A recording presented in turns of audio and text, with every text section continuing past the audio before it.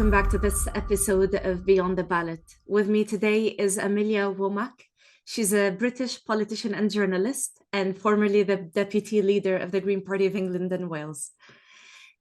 Beside her very cool career, Amelia is also a friend, which makes it a pleasure for many reasons to have her with me on this episode, which is the relaunching of Beyond the Ballot. So the floor is yours for a proper introduction. Oh, thank you so much. And it is such a pleasure to be doing this podcast with you. So I was deputy leader of the Green Party from 2014 to 2022. Spanning that 8 years, we worked on 3 general elections, which was more for the UK than we should have had in that time. And EU referendum. Politics has really changed since then. But what I've really seen is a narrowing down of ideas that, especially during the cost of living crisis, that we're really focusing on the small changes that people see need to be made to make lives better. But it's not acknowledging the fact that we're having these interconnected issues that we're all facing in whatever country we're in around the world. Whilst working to solve one thing like the climate crisis, if we do that in isolation without tackling inequality, then actually we are probably going to fail in a lot of that ambition that we have. So over those years, I've worked on different campaigns, from working to make misogyny a hate crime to even reintroducing beavers back into the UK to increase our biodiversity, support habitats, and even reduce flood risk as a result of the way that they work with our landscapes. So I've had quite a varied experience of how you change politics. And time again, I just come back to the fact that we can't just make small incremental changes right now. Something big needs to change because the system's so broken. It's going to take something, these big policy ideas, these big ideas that work for everybody, as well as the planet and the climate, to ensure that we're able to tackle the problems the world's facing. That's the title of this episode, which is The Power of Big Ideas. And it's funny that despite the varying degrees to which the world faces these similar problems, democracy may be less so than other systems, one would say, but even so, these varying degrees of the same problems, the titles to their solutions are quite clear. So let's start by defining those problems and maybe have a bit of a laugh about how we live continents apart, and despite that, still have so many problems in common, but only to varying degrees. So the big ideas, the way you define them to get us out of this mess, they included a universal basic income, a Green New Deal, a genuine living wage, a law of ecocide, public ownership of services, keeping fossil fuels in the ground, abolishing the House of Lords, ending gender-based violence, and proportional representation. Which ones of these do you find to be more urgent to tackle? Well, so many things go hand in hand. So being from the UK, where we've got a first past the post voting system, I feel that many of our problems fall on the fact that our democracy is so outdated. If you look at the rest of Europe, we've got one of the most disproportional, the most disproportional voting system, which I could say that there is one more that is less proportional, but that's the Vatican, on how they elect their pope. So it just shows how antiquated the system really is. And what we've seen is that I think that we've got a weaker kind of politics because rather than having one person, one vote, there are a few areas that we call constituencies that an MP is elected for that have more power than others, because governments are decided by just a few of those constituencies changing hands. It means that diverse voices aren't represented. Obviously, I'm going to say voices like the Green Party, because we've been, it's been decades since we knew about the climate and ecological emergencies, and the best place to put those policies in place was 30 years ago. Those countries that have had Greens elected as a result of proportional systems have put stronger policies in place. I'm not saying they're perfect by any stretch of the imagination, but have stronger environmental policies in place, and also work on a more collaborative way of working, whereas in the UK, I feel like where our politics is really based around conflict.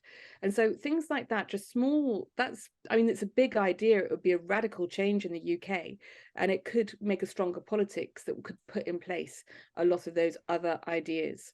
But not one of them goes in isolation. They have to work hand in hand with each other. Because as I said, you can't just changing one thing isn't going to change the world. We have to be making sure we're thinking about all of the diversity of our problems and how they interconnect together.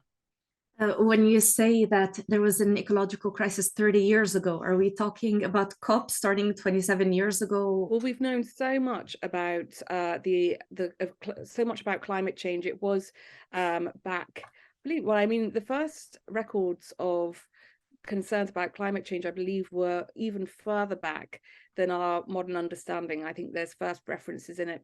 Don't quote me on this, but kind of the 1920s, quite early, after the Industrial Revolution, about how pollution was impacting our atmosphere. We saw reports coming out about how, well, a range of issues happening just 30 years ago, where it was issues. So we talked about ecosystems. Obviously, we know about extinction rates as a result of human activity. Those were beginning decades ago. We know about the role of pollution on, especially, back 30 years ago, really that kind of pollution, maritime pollution, as a result of so many oil. There were so many oil catastrophes that happened in our oceans, and yet we're still doing those things now. The hole in the ozone layer was discovered years before that, and still no action was taken. And yeah, climate change is just one part of that, but we have known about climate change since the 1970s, and yet the action has been slow, and nobody's taken the urgency that has been clear since the beginning in the policies that they've put in place, or been able to find an effective way to work internationally on how we tackle our emissions and keep our emissions to safe levels. Right, but with the commission of COP to this now, we can see that there's this play on terminologies that is happening now, right? So phasing down versus phasing out, the different commitments of different countries, the US pulling out of the Paris Agreement. So there seemed to be this urgency to tackle this immediately. And now countries are evading their responsibility towards this. And you find them still going to COP every year, mostly to discuss this matter, but the urgency in taking immediate steps towards it has just been delayed year after year, even to an extent where at the moment you find the main topic of discussion to be loss and damage, which is very important, of course, especially to the countries paying the price of climate change, especially in the global south. But even so, the responsibility of net zero emissions, of phasing down our emissions, of keeping fossil fuels in the ground, and in taking immediate action towards this emergency, you find it to be fading away a bit year after year. Absolutely. And I think that the authority of COP gets diminished when obviously a lot of the stories coming out of this COP were about the amount of oil representatives that were there. There were oil deals done at COP, and those were press released. I actually wrote an article about the number of oil deals that were done during that period, and specifically at COP itself. I found those out because they were press released. It wasn't some big secret. At COP. So it was not enough that the leaders of the world were arriving on their private jets. Also, oil deals were taking place. Yes, yeah. Oil and gas, actually. Sorry, oil and gas deals.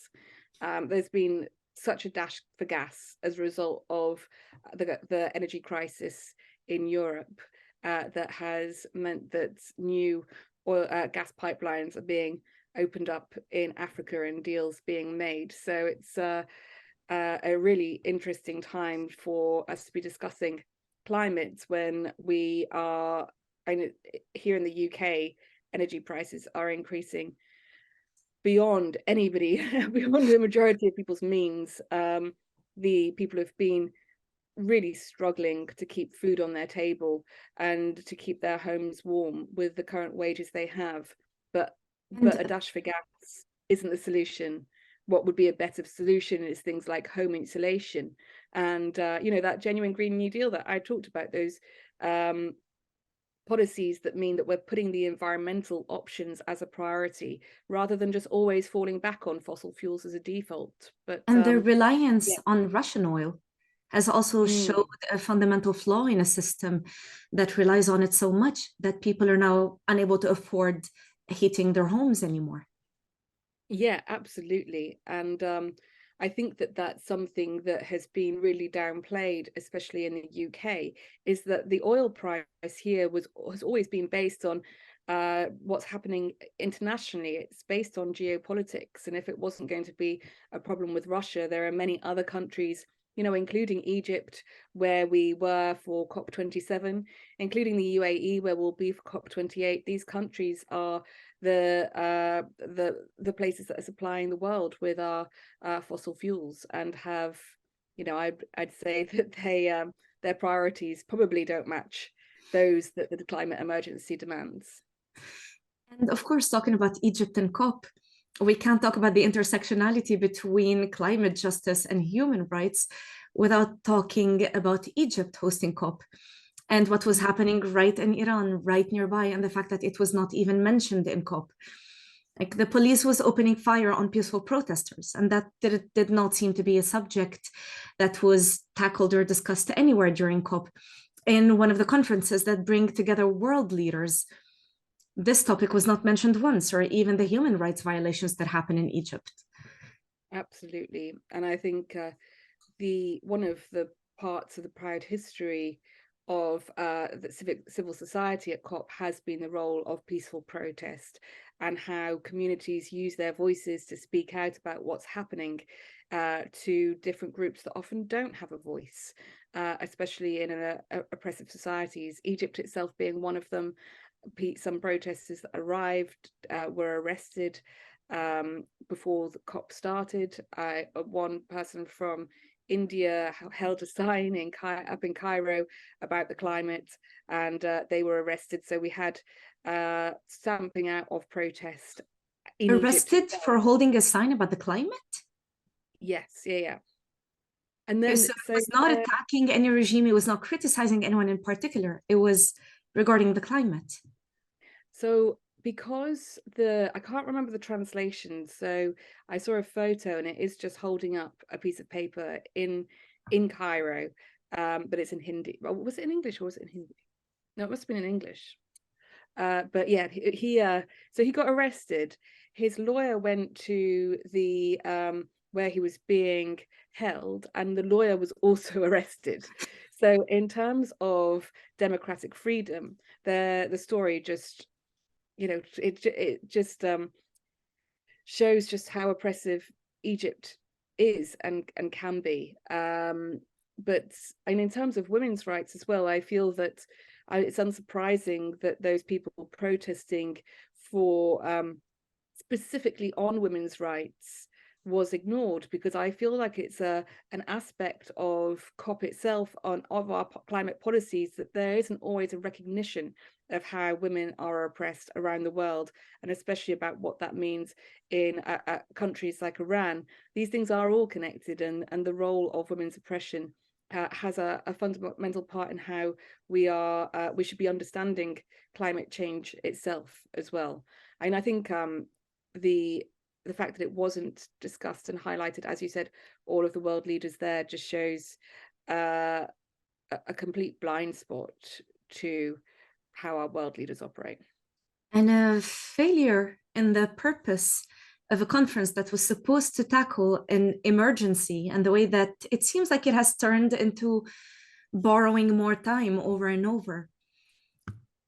It's networking, turning this into an event where people are mostly there to network, to discuss this apparent emergency without tackling it with immediate solutions.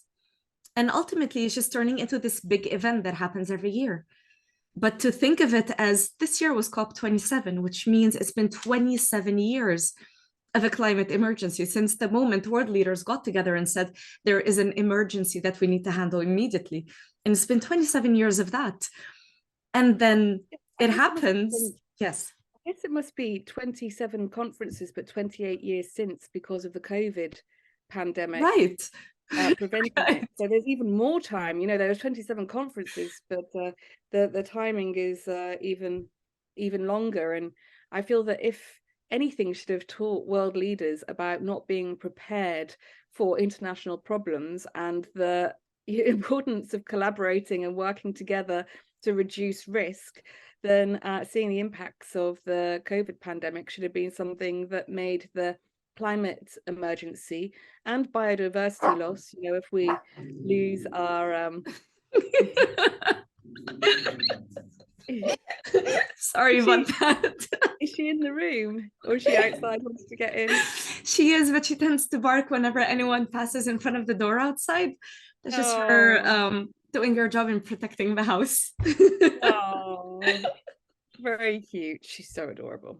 I just like my Let's heart see if she jumps into the frame in a while.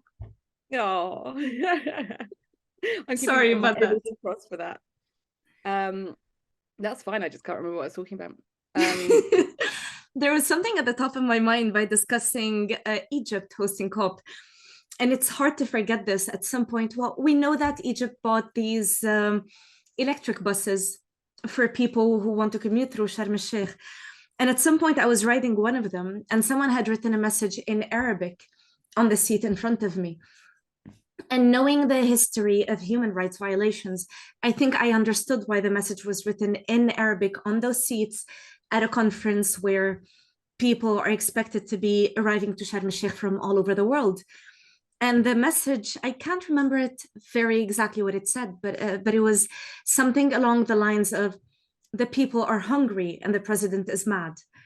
And it was much longer than that, but it tells you a lot about the fear that people felt, not being able to express that they're actually hungry, that they're going through a crisis, if people cannot even protest.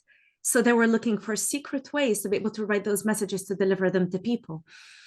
So when we look at conferences like these and the way that they can serve a much better purpose when they bring activists and world leaders and important stakeholders, when they get together in a place like this, you would assume that not only climate change, but also the way that it intersects with so many different problems. And just to be getting back to the subject of a while ago, the intersectionality between climate justice and human rights, it feels like these conferences can serve a better purpose than this in raising awareness, at least, about dominant problems, crises that the whole world is facing. And yet it doesn't seem to be a priority. So right now, this discussion that is happening between us, why does it matter? I mean, we look at leaders from all over the world, and there is so little about human rights and all the other subjects that we started the discussion with that are on the table. The world has a lot to be concerned about at the moment. And, Ukraine and Russia rightfully have the attention at the moment, Iran less so, but still, Turkey and Syria due to the earthquake. Yet the headlines will rarely ever mention these subjects. So why do they matter, and why do they matter now? I think, to begin with, that message on the bus is such a brave act, and it's something I think that so often people take for granted, the democracy that they do have.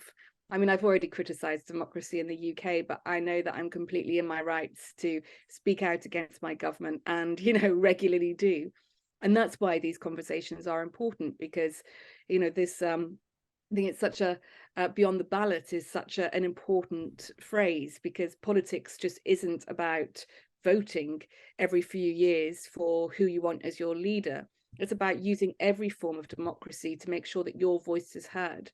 Those elected representatives work for you. And by speaking out and building knowledge and learning about ideas that can make change, you can become a vehicle to making that change possible. And so these conversations are essential and shouldn't just be happening on podcasts, should be happening, at pubs and restaurants and with family and colleagues, because that's how you change society. Revolutions weren't built in a day. They were as a result of, yes, a lot of dissatisfaction that meant that the big ideas didn't seem radical. They seemed essential to people's lives. Yes, and the influence that people can have on politics is very underrated. We all grew up to the idea that politics were reserved to a certain elite who understood politics. But I think over time, we started realizing more the influence that we can have on politics and on policies, on the improvement of our quality of lives, on the intersectionality between politics and immediately the social services that we can have access to. And so quality of life and the immediate connection between that and politics is something that needs to have more attention. Like children need to understand that the quality of lives that they can have is immediately related to, at some point, the vote that they can cast, but then also the campaigning that they can have around them, being able to think critically about the problems around them and how they can be active change makers in their societies. And there isn't nearly as much attention given to that. Well, not as much as it should anyway. Absolutely. And you said about young people not being taught, I think, and I feel like this is true of other countries around the world. When people are using those democratic rights, I'm more thinking of protest rather than the other avenues that you highlighted, but I feel like they're kind of demonized by the press, like people are doing something wrong by trying to get their voices heard, where really it should be celebrated when people are taking action. Here in the UK, strike action has been, taking place in nearly every sector, from teachers, nurses, refuse workers, driving teachers. Like the list is endless, because people are so dissatisfied with what's happening. And first of all, the press tried to demonize those people for taking strike action, a basic right to ensure that they are able to change something, which was interesting because it then didn't wash anymore.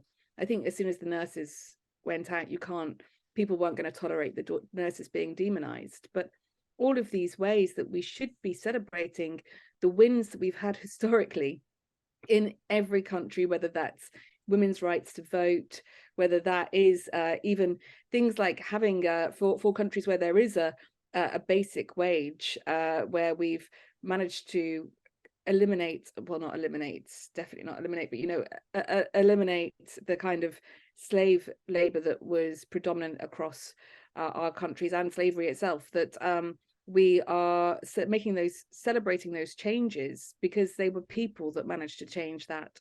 At the end of the day, those changes were just words on a piece of paper, but it was because of people's voices, people speaking out, that those words got written down and those actions had to be taken by those in charge. Right. And we can also see the way that at the moment LGBTQ protests are sometimes bashed and oppressed depending on the countries in which they're happening. And these are also supposed to convey a very important voice, which is that of an oppressed minority and the need of policy to adjust to their rights. And we find that happening in some places a lot more than others. And again, the example that I would give will always be based on my context. We find policy to be going in retrograde in Lebanon, for example, where the LGBTQ community had more rights before than now. So now a circular has been passed in Lebanon where no gathering promoting any LGBTQ agenda can take place without prior approval from the Ministry of Interior. Wow. And this has only been the case for the last year. While on the other hand, we can also find them facing challenges in European countries as well, such as Hungary, Poland, first two countries at the top of my mind. Mm-hmm.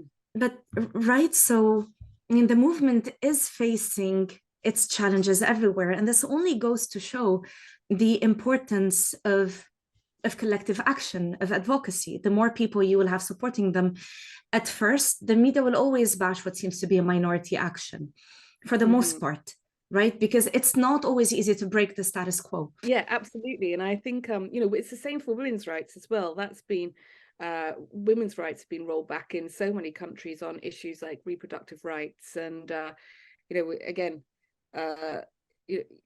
kind of looking at places like Afghanistan and countries where women aren't allowed to drive anymore. Yeah, that's a whole podcast in itself. But what I think I've learned in the years that I've worked in politics is rights that you've won aren't won forever. And that oppression is, you just don't know how close to a reality kind of bigotry and oppression is. and I really saw it in the UK during the EU referendum, that it became, it enabled people to talk in a racist way and make it seem like it was acceptable. And people talking, even people talking in a misogynistic way. I had so many reasons why people were voting to leave the EU, and so many of them were, some of them were legitimate in the fact that what people were doing was fighting against something that they felt that, the world, the UK hasn't been, people who felt failed by politics, they were just, pointing at the wrong political system, at what they were being failed by. It reminded me a bit of, there's this thing in the UK where, because of the different countries we have in the United Kingdom, our tennis player Andy Murray will be called, when he's winning Wimbledon, will be called British, but when he's losing is called Scottish. And I think that happens in policy, like in the UK. If there's a good policy, we'll call it British, even if it came from the EU. And if it was a bad policy, we'd say it was from the EU, even if it was from Westminster. And I think that that argument just showed me how close to the surface these ideas are that it could roll back people's rights. I'm not saying that leaving the EU did that in itself, but the opinions that were being, easily communicated here with very little scrutiny was exactly that happening. And I think, when we win, we haven't won forever. You have to keep up the fight. So on the intersectionality between all of these issues, the way they fall together, the Green New Deal basically addresses climate change along with social issues. But there were also some very specific issues that you wanted to discuss, such as abolishing the House of Lords. So in what way do you see the intersectionality between all of these issues within a Green New Deal? And what other issues do you find of importance to tackle immediately for a more just transition? So I'm often asked what my favorite policy is, and I'll always say a Green New Deal, because it does encompass so many different things of addressing inequality while also reducing our carbon emissions and ensuring that we are understanding the interconnectivity between those things. And at the moment, you look at across the UK, we know that during a time of depression in America, it was the New Deal that worked to quite literally build the country out of that depression. And in somewhere like the UK, where we're on the cusp of a recession, and we have been for quite a long time now, something like a Green New Deal can be a really positive way to ensure that we're investing not just in this generation, but also in generations to come. People often talk to me about the costs of those things, but I look at other political parties talking about building new hospitals. Yes, yet another important thing that needs to happen for the welfare of people here.